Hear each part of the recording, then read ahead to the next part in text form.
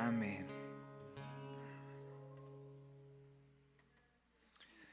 Bienvenidos a todos los que hacen parte de la iglesia Puerta de Esperanza, una iglesia con identidad, propósito y destino. Somos una iglesia que se ama y que amamos que nos visiten las personas por primera o por segunda vez para poderles saludar, darle la bienvenida como se lo merecen. Y quisiera saber si hay personas que nos acompañen por primera o por segunda vez hoy, que levante su manito para atenderle como se merece, traerle algo, una bebida caliente. ¿Todos ya de la casa? Entonces, ya que su merced es de la casa, por favor, saluda al que tiene al lado. Como lo conoce, dele un abrazo, pásele el bracito por encima, dile bienvenido. Al que está atrás, saluda al que está adelante. Si está solito, por favor, salude a alguien. Si se siente solito, hágase aquí adelante, que aquí adelante está haciendo más calor. Si siente frío, si hay o no hay moral para hacerse adelante. Vamos a hacernos adelante, corrámonos un poquito para que podamos estar cerquita, saludarnos, abrazarnos. Bienvenidos y bienvenidos a aquellos que están en la transmisión. Deseamos que puedan estar dando un espacio de adoración y de alabanza al Señor. Que aprovechen ese tiempo, esta virtualidad, para que sea un momento íntimo en casa con la palabra.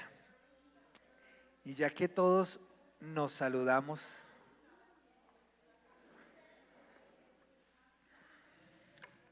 ya que todos estamos deseosos, quiero hacerte una pregunta. ¿Sabes cuál es la relación que hay entre pilotear un avión y arruinar tu vida? ¿Sabes cuál es la relación que hay? No es como esos chistes que uno echaba antes. Ay, ¿en qué se parece una calculadora? ¿Cómo era?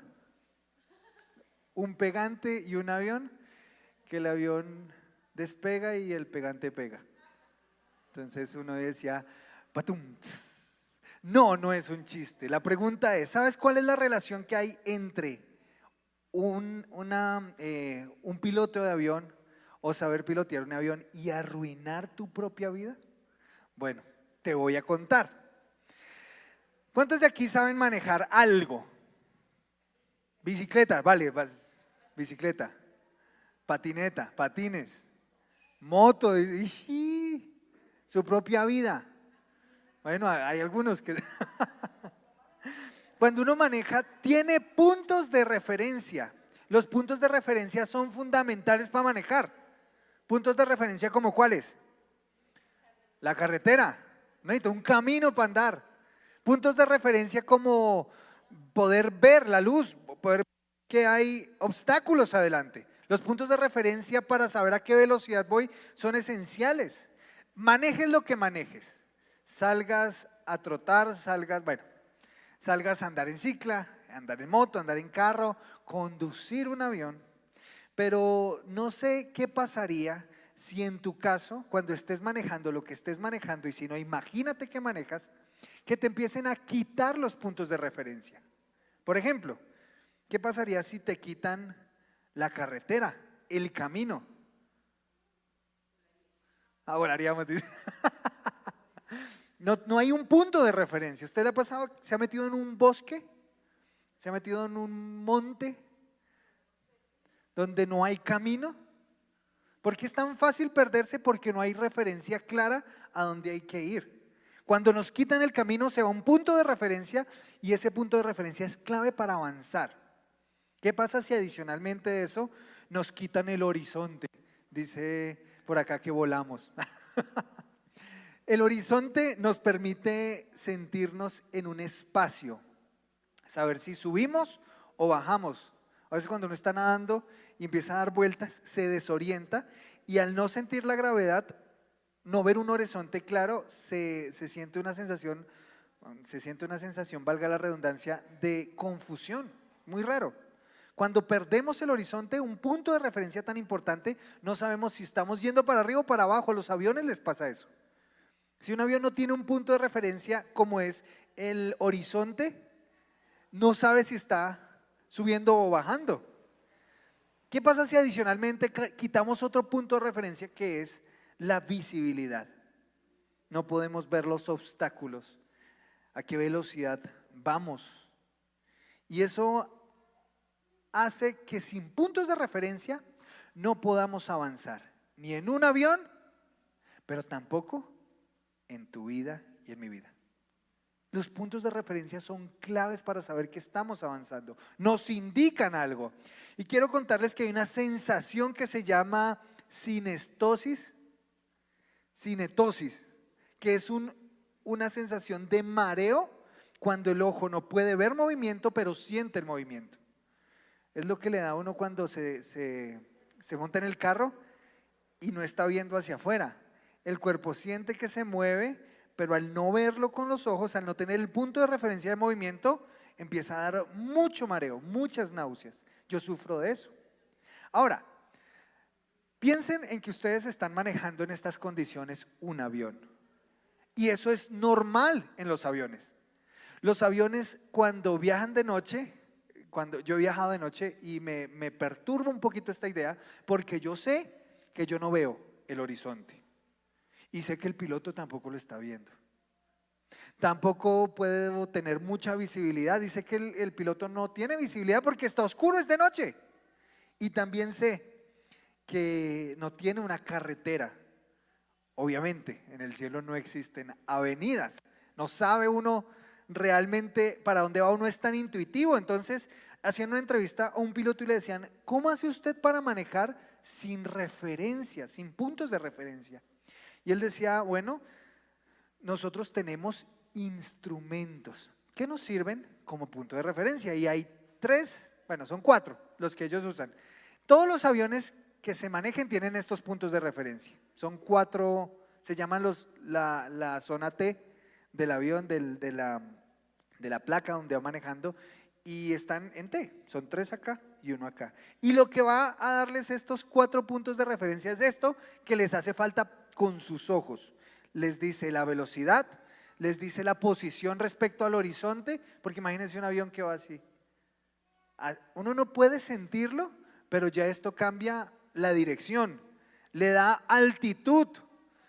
Me acuerdo que mi mamá me decía, ¿ustedes han visto en las antenas que tenía un puntico rojo así, prendiéndose y apagándose? Mi mamá me decía, eso es para que los aviones no se estrellen. Y yo toda la vida lo creí.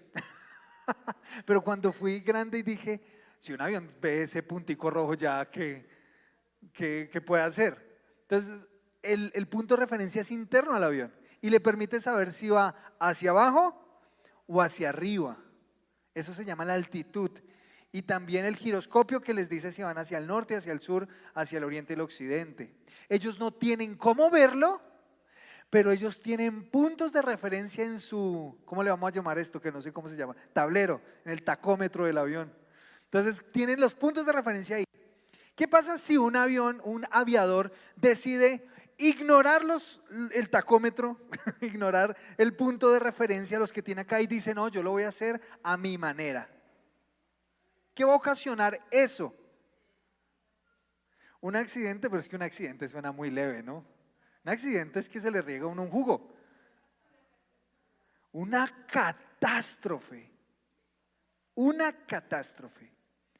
Bueno, tú y yo manejamos nuestra vida sin puntos de referencia. Y adivina qué, eso va a terminar ocasionando una catástrofe. Porque muchos estamos sintiéndonos un poco mareados en la vida, desorientados, no sabemos hacia dónde estamos yendo, no sabemos cuál es el norte de nuestra vida, hasta dónde vamos a llegar, cuál es el propósito de tu vida, a dónde estás avanzando. Muchas veces decimos, no tengo claridad.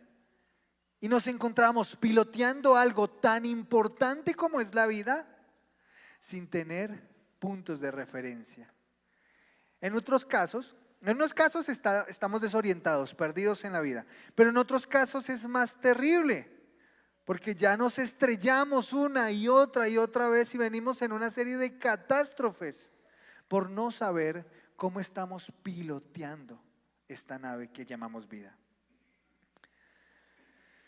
Así que hoy vamos a hablar de 3 instrumentos de navegación que la palabra desea darnos para que evitemos la catástrofe de terminar nuestra vida con el avión a pique.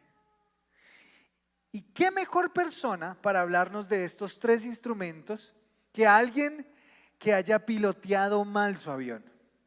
Que haya sido un piloto que la quiso manejar a su manera y que terminó en un momento casi perdiendo la vida.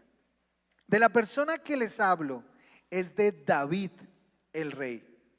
Este hombre tiene un salmo, Salmo 36, donde permítanme a mí imaginar, porque la imaginación no la da Dios, no me voy a inventar nada, pero a mí me gusta imaginar las historias. Y este salmo muy seguramente lo escribe cuando él ya es rey, porque cuando una persona es campesino como él lo fue antes, él fue pastor de ovejas, no tenía una formación escritural, no podía escribir, no tenía alfabetización. Muy seguramente esto lo escribe después de ser rey, los salmos. Y mucha de la sabiduría que hay en los salmos es de la experiencia y del trasegar de este rey. Y el Salmo 36 es una de esas referencias poderosas a lo que él quiere que evite el lector. Así que por favor leamos capítulo 36 de Salmos, versículo 1.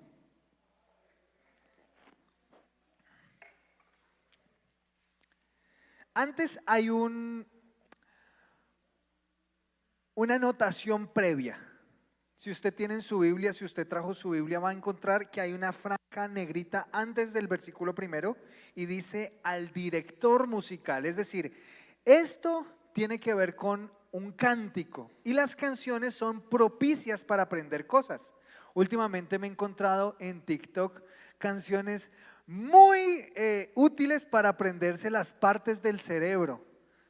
¿Por qué es tan útil? Porque al hacerle una canción se vuelve muy recordable. Le apuesto que muchos de los que están acá se saben muchas canciones y esas canciones afectan la manera en que comprendemos la vida. Y David deseaba eso, que la canción que cantara la gente le ayudara a pilotear mejor su vida. Y este es uno de esos. Dice, el director musical de David, el siervo del Señor. No se identifica como el rey, sino aquí se identifica como el siervo.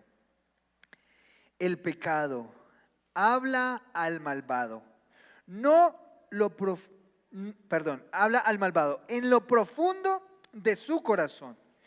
Y aquí lo que sigue va a ser de dónde tiene que usted poner la gafa, los ojos. Porque de ese punto que sigue aquí es donde caemos o a donde volvemos. Esta frase que sigue va a darle rumbo a lo siguiente, valga la redundancia. Esta frase que va a anotarnos ahí, que nos va a dar David, va a dictaminar una cadencia de ese lugar. Y esa cadencia va a ir de mal en peor. Así que estos 3 instrumentos van a empezar con el primero. Yo ya le voy a indicar cuál es el primero, pero noten de dónde es que caen las personas cuando caen de su vida. El pecado habla al malvado en el profundo de su corazón. Ahora, no hay temor de Dios. ¿Qué no hay? Delante de sus ojos. ¿Puedes avanzar? Bueno, devuélvete. Tenemos la NBI. Estoy leyendo la versión NBI para los que me siguen la lectura. No hay temor de Dios delante de sus ojos. Ahora, David va a decir, este va a ser el punto del que toda la humanidad va a caer. Muy seguramente muchos han pensado en, mi vida está en decadencia. ¿Por qué? Porque económicamente no me está yendo bien. Entonces uno pone como referencia la economía. Otros dicen, no, mi vida va en picada porque mi relación matrimonial, mi relación de pareja o mi tusa van mal. Y pone como referencia su matrimonio. Algunos lo hacen con su trabajo, con su familia, Pero David no pone la perspectiva de la caída en estas cosas. Él dice, del temor. Hay algo mortal en el avión cuando se está manejando un avión. Y es que hay un movimiento que se llama el avión entra en pérdida. ¿Alguna vez han escuchado ese término? Cuando un avión va así y empieza a despegar, a despegar, a despegar y alcanza tal ángulo donde la presión de las alas ya no afecta de igual manera, el viento no afecta de igual manera la presión de las alas y el avión pareciera que se quedó sin potencia. Es un medidor de altura. Por eso cuando empieza este salmo dice, el pecado habla al malvado ¿en dónde? Versículo 1. El pecado habla al malvado ¿en dónde? En lo profundo de su corazón. Este salmo va a empezar en picada. Y ustedes van a ver que lo que sigue se va poniendo peor. ¿Qué es lo que está diciendo allí el salmo? Que la pérdida de altitud es gradual pero mortal. La pérdida de actitud es gradual pero mortal. ¿Y por qué lo digo así? ¿Qué es lo que está hablando en lo profundo del corazón? ¿Qué es la voz que sale allí que susurra cosas? Dice él, el pecado. ¿Dónde habla el pecado? Afuera, en una farra, en un hombre que te ofrece, en una mujer que te seduce. No, David comienza donde realmente comienza el pecado. Una voz en el corazón. ¿Y qué dice esa voz? Bueno, lo que necesite para llevarte a pecar. Por eso digo que la pérdida de altitud es gradual pero mortal. Porque normalmente usamos la palabra caer en pecado y uno lo imagina como que uno va así por la vida y ¡guau! Una infidelidad. No, nadie cae así en el pecado. No es momentáneo, no es un bache en el camino, es un descenso constante. ¿Que dónde empieza? Como una voz en el corazón. Así que comenzamos a perder altura cuando comenzamos a tener conversaciones con el pecado. Ese es un indicador. Porque la naturaleza pecaminosa, el deseo de pecar, va a seguir susurrando cosas. Y si uno alimenta la carne, a ver, esta palabra carne para darle un poquito de contexto, es ese deseo, ese impulso de hacer las cosas a tu manera, de hacer las cosas a mi manera, de satisfacer nuestras necesidades a nuestra manera.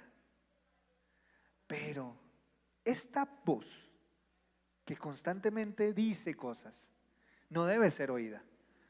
El problema es que el descenso empieza cuando se comienzan a tener conversaciones, cuando nuestra conciencia permite que el corazón empiece a maquinar cosas.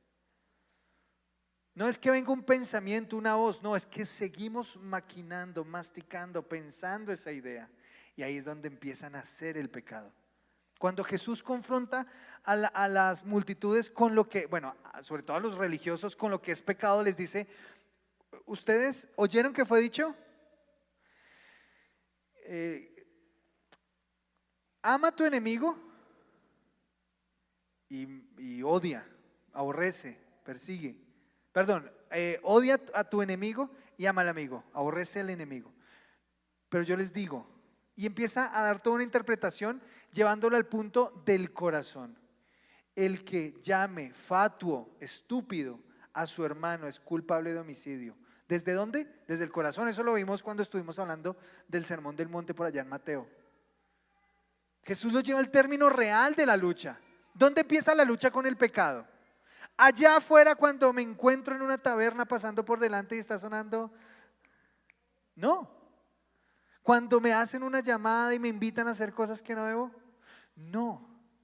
Cuando empieza a haber un pensamiento recurrente y que yo lo permito y lo mastico y lo imagino. Claro, pensar no es pecado, Pero así comienza nuestra lucha cuando permitimos que esos pensamientos avancen. A David le pasó.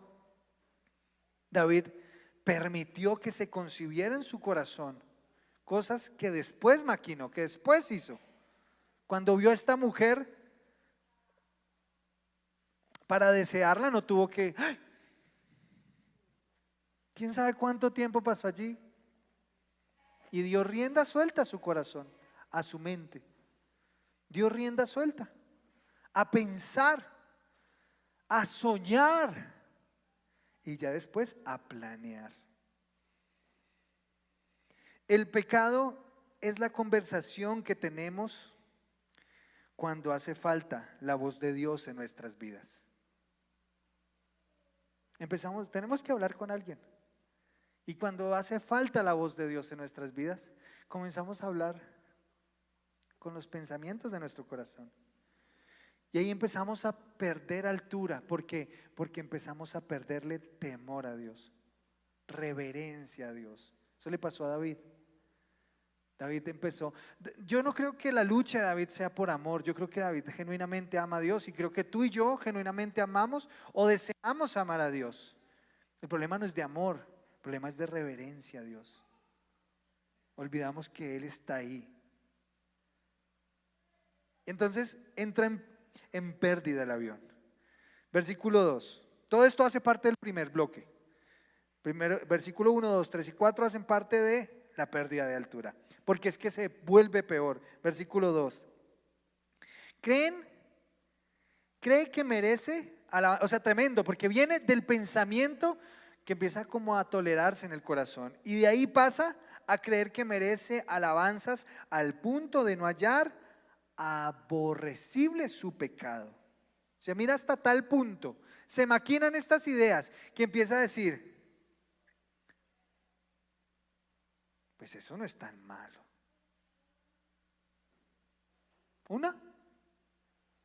Eso no es tan malo. Salir un ratico con ellos, no es tan malo. Pero ¿saben lo que me alarma de aquí? Lo anterior, cuando comienza diciendo, cree que merece alabanzas. Mira, cuando el orgullo se manifiesta en la vida de nosotros, comenzamos a perder altura. La falta de temor nos ha hecho creer que somos merecedores de alabanza y de reconocimiento, que el que debe ser reconocido es uno. ¿Por qué? Porque el pecado lleva a volverte a ti el centro del universo. Entonces todo tiene que girar en torno a ti, en que los demás hagan el bien para ti, en que los demás busquen tu bienestar. Entonces cuando alguien no hace eso, te molestas, nos molestamos.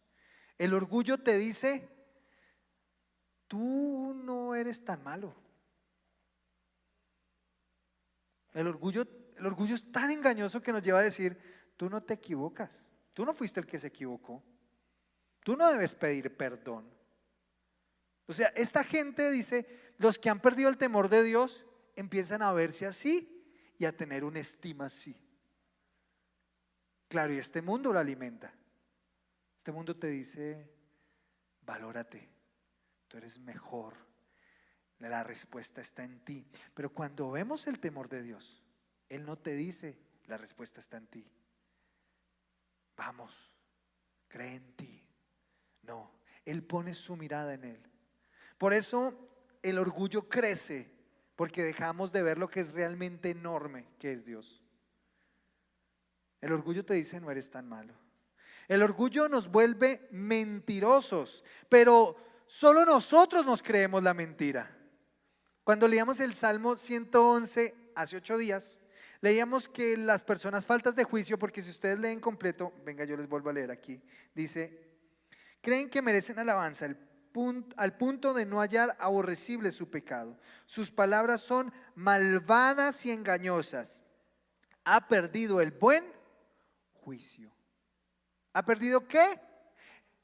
El juicio. Se volvieron locos.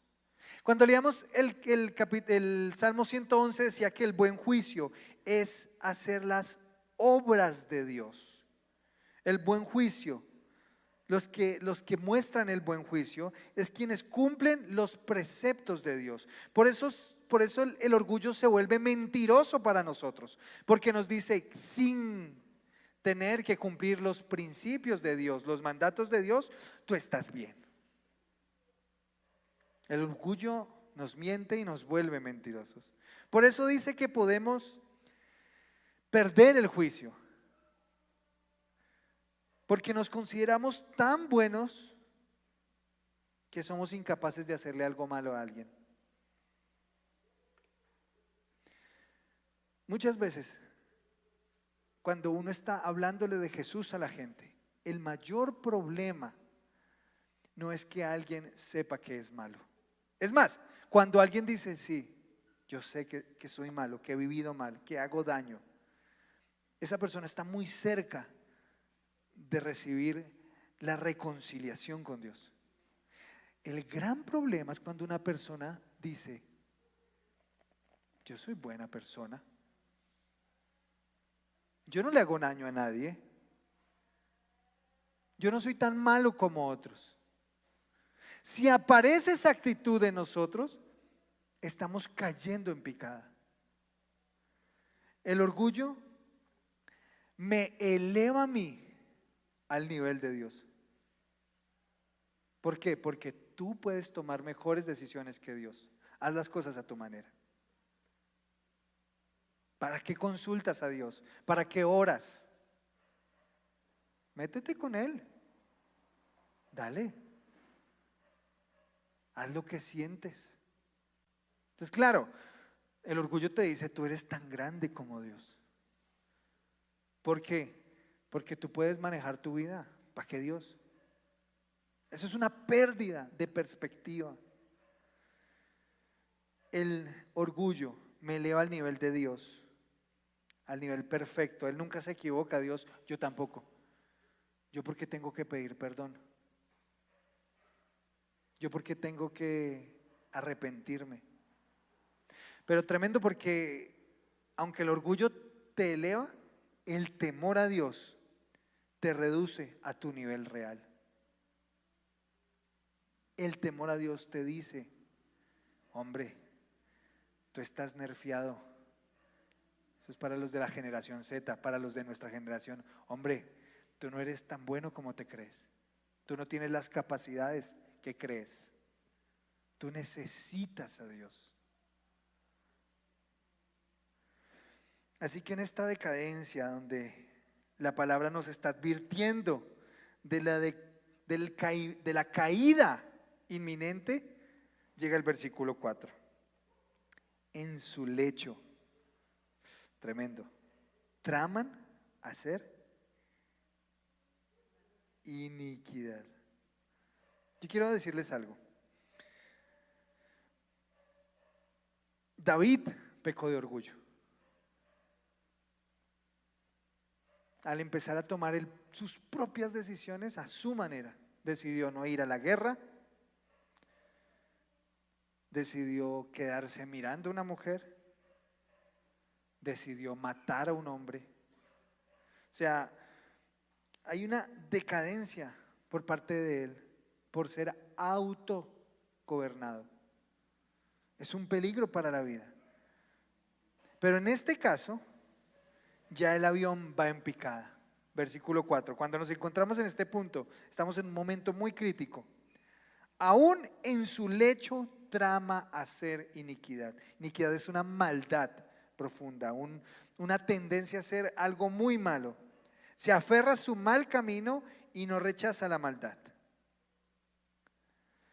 Aquí el problema es que ya la conciencia se apagó.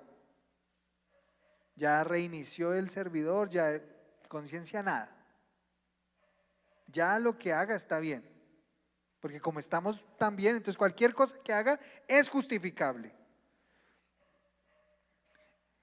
Es el momento en que nos acostumbramos a pecar y nos justificamos.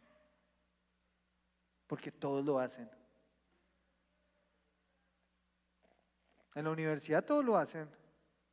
Y empezamos a ver el pecado no desde la perspectiva del temor a Dios, ¿qué dice Dios del pecado? Sino en la perspectiva de los demás. Pues si todos lo hacen, no es tan malo, yo no soy tan malo. Desde que yo no afecte a nadie más. Y entramos ya a renunciar a nuestra conciencia. Ya no rechaza el mal, dice ahí, porque piensa que es bueno. Es que me hace sentir bien. Yo me acuerdo que llegué con este paradigma cuando conocí a Jesús. Pero ¿por qué las relaciones fuera del matrimonio son pecados si uno se ama? Entonces mi perspectiva, ¿cuál era? Pues el rasero de todo mundo. Todo mundo tiene esta perspectiva, pues ¿qué de malo tiene? Claro, cuando uno ve a Dios y ve su santidad y ve su poder, ve su potencia, su justicia, uno dice, he estado equivocado. Eso cambia mi perspectiva. ¿Qué de malo tiene salir con dos mujeres? Es la perspectiva de este mundo. ¿Qué malo tiene coquetear algo tan sencillo? Porque eso también nos pasa mucho aquí adentro, con una persona, con otra.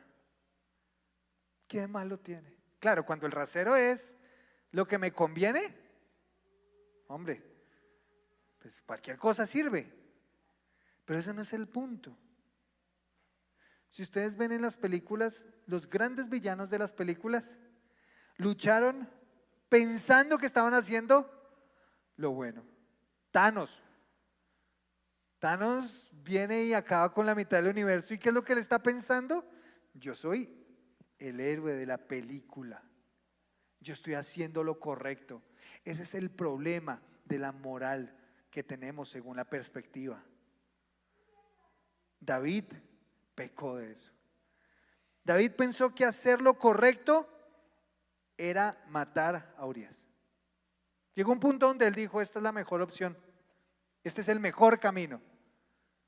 Y consintió el homicidio, porque concibió que era bueno para él.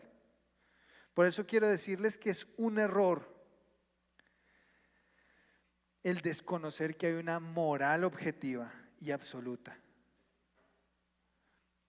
Cuando nosotros nos acostumbramos a medir todo según lo que nos conviene, perdemos la reverencia a Dios. Mira, no estamos jugando en modo admin la vida. Para los de nuestra generación, no tenemos reglas diferentes. No tenemos reglas diferentes. Toda la humanidad tiene la misma regla moral y la pone Dios. Y nuestra perspectiva no va a cambiar la moralidad de Dios. Por eso cuando nos encontramos en esta situación tan crítica de caída, de decadencia, ¿dónde empezó el pecado? Como una voz en el corazón. Pero ya pasó a decirme, no es tan malo. Pero en este punto ya dice, es bueno. Miren la decadencia, si ven la caída. Si aparece alguna de estas cosas en nuestra vida, tiene que ser un alerta. Una pérdida de altura en tu vida va a manifestar una catástrofe. Terminaremos chocando. ¿Y qué hace David como propuesta? Para volvernos a impulsar al cielo, para volvernos a encaminar, nos da otra herramienta, otro punto para que podamos seguir.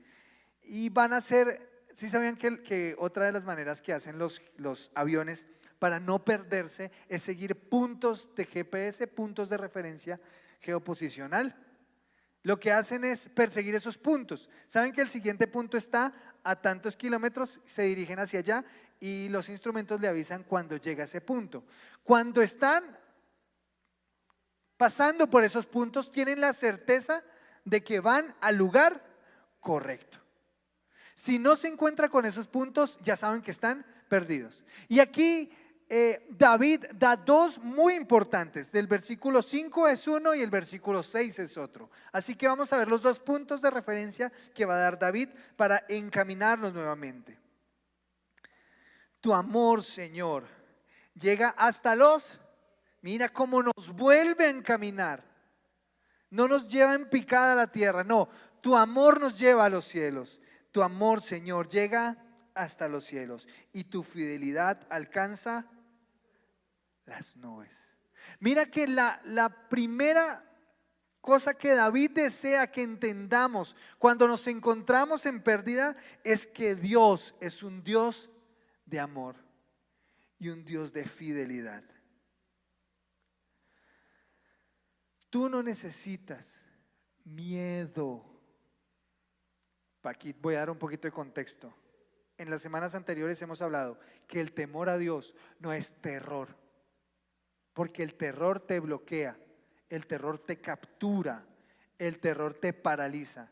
El temor de Dios jamás hace eso.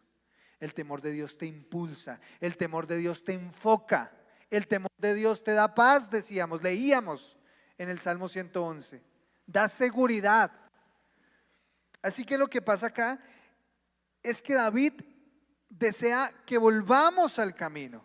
Y la manera en que tú puedes volver al camino es teniendo experiencias con el amor profundo de Dios. Las experiencias profundas con el amor de Dios nos volverán al rumbo. Y es que el temor a Dios crece cuando le conocemos. Y cuando tú conoces a Dios, conoces la principal característica que Juan nos nombra por allá en la carta. Dios es amor. Cuando conocemos a Dios, el temor de Dios crece. La reverencia a Dios crece. Porque está enfocado en cuanto me ama. Este Dios te ama. Él pudiera acabar con nuestra, es más, Él pudiera hacer así al avión de nuestra vida y que se estrelle, pero su amor no le permite eso. Por eso permite la experiencia en la vida de David. Por eso se escribe este salmo, para que tú hoy sepas que Jesús te ama, que Dios te ama y que lo que tú necesitas es una profunda experiencia de amor. Cuando te vuelves a Dios, te topas con un amor que supera tu maldad. Tremendo la dimensión que da acá, porque dice que su amor llega a los cielos y su fidelidad, o sea, está diciendo esto es enorme. Tu maldad es aún más pequeña que el amor de Dios. Tremendo ese amor. La falta de temor a Dios es falta de experimentar su amor. Si tú en tu vida experimentas falta de temor, es porque te falta experiencias de amor con Dios. Necesitas experimentar su amor. Pues pecamos por falta de temor, pero somos restaurados por el exceso de su amor. Pecamos por falta de temor. Cuando hay pecado en nuestra vida, hay falta de temor a Dios, pero somos restaurados por su profundo amor. David se encontró con el amor que le perdonó la vida, porque recuerdan, él lanza su sentencia, ¿no? Que muera el que hizo eso. Y Natán le dice: fuiste tú. Y David, y él sabe que la sentencia para el gran pecado del homicidio, que el Señor lo denuncia, le dice: mataste a Urías a espada de los amonitas, ¿por qué fue? Y esto me desagrada, me ofende, me duele, pero dice Natán, pero Dios te ha perdonado. Es tremendo ese amor de Dios que alcanza para perdonar esa maldad. Por eso el profundo amor de Dios nos debe conectar con el rumbo nuevamente. No es miedo lo que nos vuelve al rumbo. El temor de Dios no es pavor, no, el temor a Dios es experimentar el amor de Dios. Por eso aquella persona que lucha con el pecado necesita experiencias de amor. Necesitamos experiencias de amor con Dios. Pero el segundo GPS, el segundo punto de GPS queda allí, versículo 6, que también es tremendo, porque también es grande. Porque no es solo amor, Dios. Tu justicia es como las montañas. O sea, tremendo porque su amor es más grande. Tus juicios tan profundos como el mar. Tú, Señor, cuidas de hombres y animales. El segundo punto de posición que le da a David es la justicia por la maldad. Porque la justicia hace que corrijamos el rumbo. Cuando hablamos de justicia de Dios, a veces nos da miedo. Porque ¿qué hace la justicia y el juicio? Juzgar lo que está mal. Ahora, tú y yo en el fondo amamos la justicia y aborrecemos la injusticia, en el fondo. Lo que pasa es que cuando se aplica a nosotros es cuando tenemos lucha, pero en el fondo odiamos las cosas injustas. Uno ve noticias en las cuales pasan cosas atroces. Esta semana estuve viendo unas que me hicieron llorar, de un hombre que, bueno, ni quiero contarlo, pero uno queda impactado con el grado de maldad que hay en nuestra carne, de cómo una persona puede hacer una cosa tan atroz. Ahora, sería injusto y nos dolería que esa persona no fuese juzgada, sino que quedara libre. Nos duele en el corazón. Bueno, a Dios también. Y Dios es justicia también. Dios juzga el pecado. Y el pecado tiene consecuencias terribles. ¿Y qué es lo que hace el juicio de Dios? Ayudarnos a rectificar. Por eso cuando nos hemos encontrado con la justicia de Dios, que era un punto también que tocamos hace 8 días, esa justicia nos vuelve al camino. Es una muestra de su amor. Nos está impidiendo la condenación eterna. Porque no hay nada peor que el infierno, nada. Y David tiene que enfrentar también juicio por lo que vivió. Y el Señor le anuncia, como tu espada, como la espada de ellos mató a Urías, la espada no se apartará de tu casa. Esa es la consecuencia de tu pecado. Y el Señor iba a estar con él, lo ama y lo iba a ayudar, pero una consecuencia de su pecado. Y tú y yo a veces enfrentamos esas consecuencias, pero tenemos que saber que Jesús y su amor nos acompaña. Por eso es clave cuando seguimos leyendo allí, versículo 7. Cuán precioso, oh Dios, es tu gran amor. Todo ser humano halla refugio a la sombra de tus alas. Y qué lindo, ¿por qué? Porque normalmente cuando uno lee los salmos encuentra una restricción al pueblo de Dios. Y dice que las sombras de las alas son para el que confía en el Señor. En este salmo no. ¿Quiénes se pueden refugiar en sus alas? ¿Qué dice ahí? Versículo 7 completo, sí. Cuán precioso, Dios, es tu gran amor.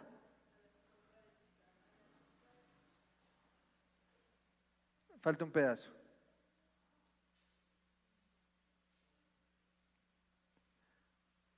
Está como mocha esa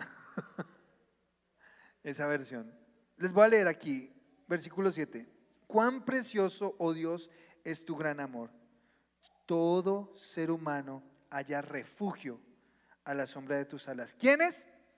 Todo ser humano. Abre una puerta grande el Señor para decir, aquí, bajo la sombra de mis alas, cabe toda la humanidad. Cabes tú, cabe tu familia. Versículo 8, se sacian de la abundancia de tu casa. Les das a beber en el río de tus delicias. Y versículo 9, porque en ti está la fuente de la vida. Versículo 9, porque en ti está la fuente de la vida.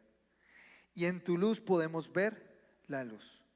Siempre podemos leer el Antiguo Testamento a la luz del Nuevo Testamento. Es más, tú y yo debemos leer así el Antiguo Testamento. No podemos leer el Antiguo Testamento como un judío de hace 3000 años. No, porque a nosotros no nos fue dada una religión judía. A nosotros nos fue dada una persona y un nombre. Así que todo lo que leamos en el Antiguo Testamento pasa por las gafas, por la cosmovisión de Jesús. Juan capítulo 1. Cuando tú estás leyendo Juan, va a usar dos referencias para Jesús. Jesús es la vida de los hombres y Jesús es la luz. Y esas son las dos palabras claves aquí. Porque en ti está la fuente de la vida y en tu luz podemos ver la luz. Juan llama a Jesús de estas maneras. Así que me conecta mucho con lo anterior que dice. Porque dice allí que el amor de Dios hasta los cielos. Y la justicia enorme. Pero apareciendo Jesús, ya el juicio y la justicia y el amor de Dios se conectan en una persona. Jesús es el profundo amor de Dios y la enorme justicia de Dios. Por eso cuando tú tienes que retomar el rumbo en tu vida, tú no debes buscar a otra persona en tu vida que a Jesús, porque Jesús te provee de su profundo amor. ¿Cómo lo mostró? Amándote hasta la muerte. Tanto te ama Dios y quiere evitar tu caída, que te amó hasta la muerte de la cruz. ¿Para qué? Para que el juicio fuera sobre él. Así que en Jesús se encuentra la justicia de Dios y el amor profundo de Dios que tiene por ti. Él es el único que puede devolverle el rumbo a tu vida. Él es el único que puede darte temor de Dios. Él es el único que puede encaminarte a su destino. Por eso no podemos terminar de otra manera. Yo le dije que eran 3, pero por cuestiones de tiempo le quedo debiendo la tercera. Se la nombro y es que el Salmo termina orando. David termina orando por las personas y por la justicia. Así que terminemos tú y yo orando y hablando con el Padre, hablando con Jesús. Ponte de pie, cierra tus ojitos y sé reverente ante Dios. Ten la conciencia de que Jesús está aquí contigo y que Jesús no es cualquier persona. Ten la conciencia de eso, de que Jesús te acompaña en esta noche, de que Jesús está contigo. Jesús, tengo la seguridad de que tú estás aquí. Tú estás aquí y escuchas nuestras palabras. Estás escuchando nuestra oración. Estás escuchando lo que hay en nuestro corazón.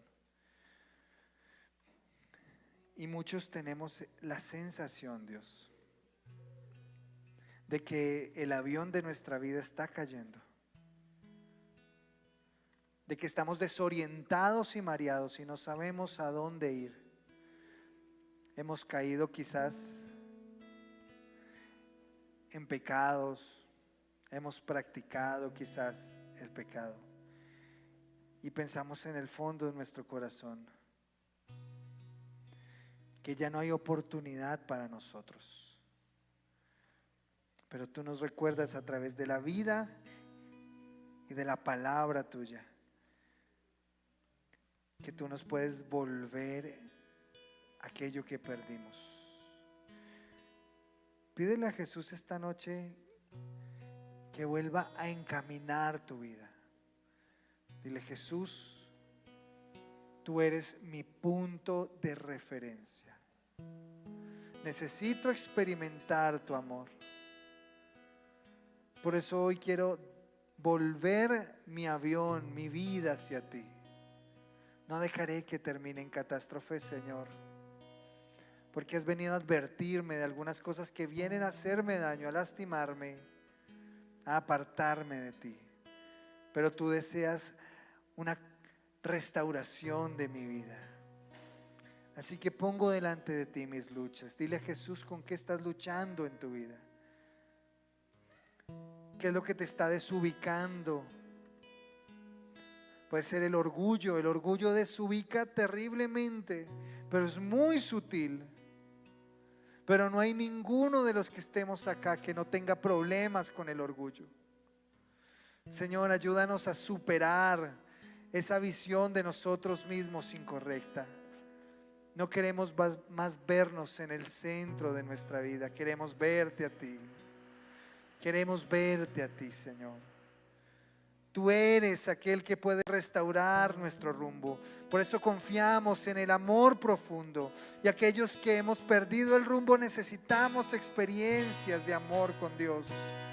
Y las experiencias de amor solo se dan con tiempo dedicado a conocer a Dios, a conocer su palabra, a dejarnos moldear, a llevar nuestra vida al punto de volvernos teodependientes, dependientes de Dios para todos.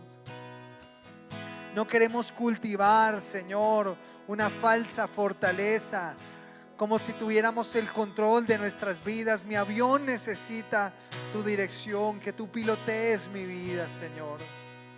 Si voy camino, Señor, a la caída, a la pérdida, ayúdame, Señor, a volver a tus brazos. Ayúdame a volver a tu amor, a experimentar tu amor.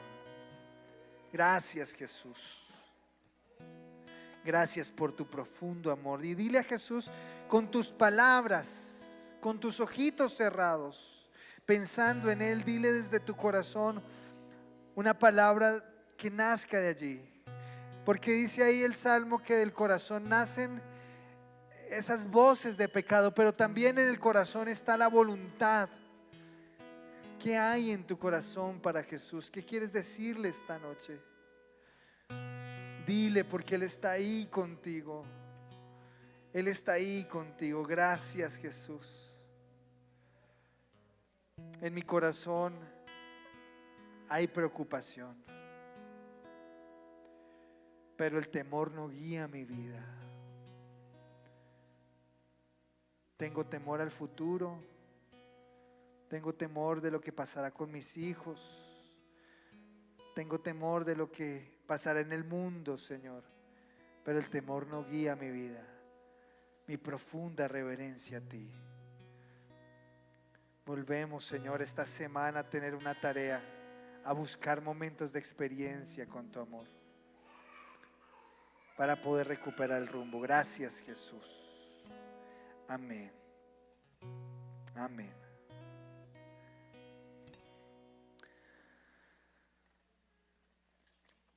Siempre la